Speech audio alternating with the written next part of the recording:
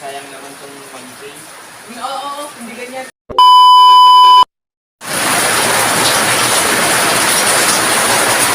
May challenge ang sa'yo.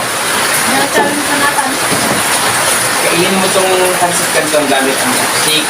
Pag nagawa mo yun, may prize ka sa akin. Yung mga price? Mamaya ko na sasabihin.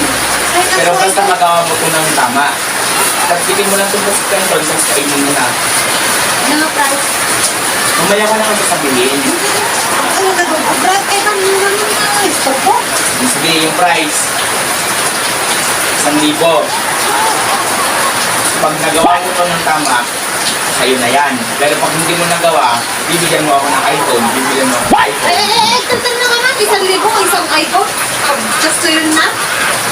Sige na, kaya mo yan. Basta pag yun ang deal natin.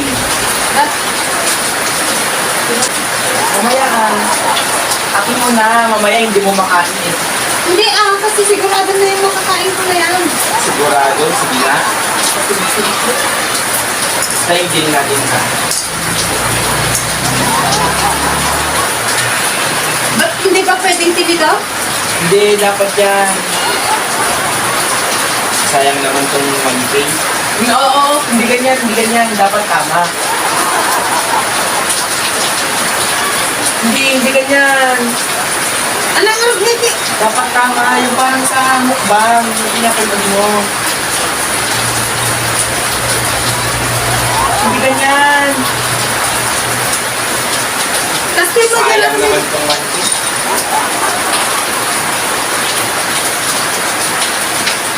Ay, hindi ganyan. Sabi mo, gamitin ko lang to, hindi yung... Nang tama, sabi ko. Tama naman yun. Hindi mo naman alam, bibigyan mo lang ako ng iPhone. Kaya sa ating nga, galit mo.